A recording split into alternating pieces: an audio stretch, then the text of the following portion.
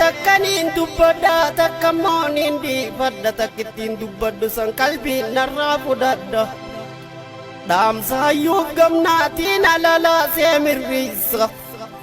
quuqaa garaana jiruun baasee firraa buqqisa lammii tooyaa Oromoo mee gurra naa liqeeysa galmee seenaa kaleessaatii keeysa kan koo kirkirsa jijjiiramni har'a dhufe kun gaafii teenyaaf deebisaa tokkummaadhaan nuuf cimsa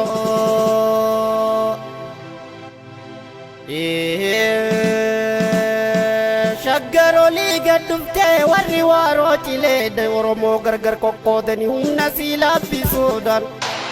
jeynooti lola fardaan noletti cabsuudhaan eega saraarittuulan awaash qaxxaamuruudhaan kanniisaan dura dhaabbate yaayaa alii sireedha qobxooma bo'atamnaan dabran qarcalan koo caliidha calan qobboodaane duulli waaroo naftanyaadha kufneen lafaa qabannee ol qabaan gama saatii dubbiin rabbii hireedha sababni kufaatii teenya lammii tooyaa Oromoo waliif dirmachuu dhabuudha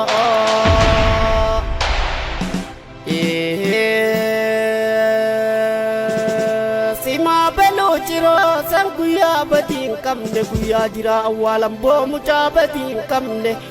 walda gabreerraa gurra mure jaammuchaa waa badii dhabne way waldeen baanan sunis laal gowwaa hambaan qabne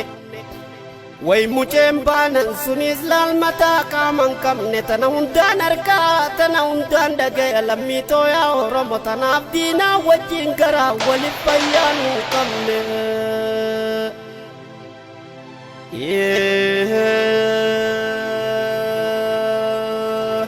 farda baanti kheen darbate alagaan dhagaan dhooyte jette abbootiin maymaa isaan nuuf dabarsite ayyuu fi jiraa biyyaan deemu gootaa gameeyyii qabnu ulfinaa naa kabajannu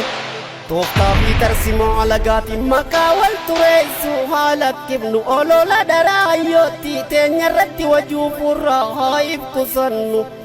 gurbaan gorsa kana dide dabeessa gowwaan hin dhalatun guddatin jettee kan abbootiin teenyaa baarte san ta'uu haa hubannu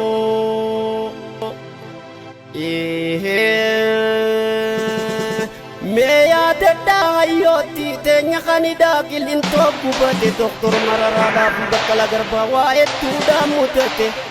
Ateenaa gabroonfataatiin fuula baaseeraa dhaabbate osoo badii takka hin qabne Oromoo ta'uuf rakkame mirga namoomaa mulqame naasu dhablee miidhame qabsoo qeyroo teenyaatiin rakkinni isaanii furame akkas malee shirri gabroonfattoota yoom tola nuuf dhimmame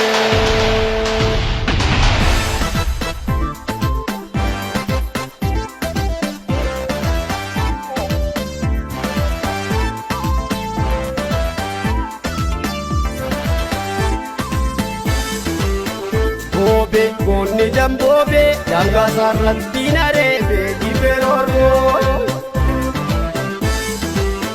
Bobe konni dambobe danga sarratti narebe diberoro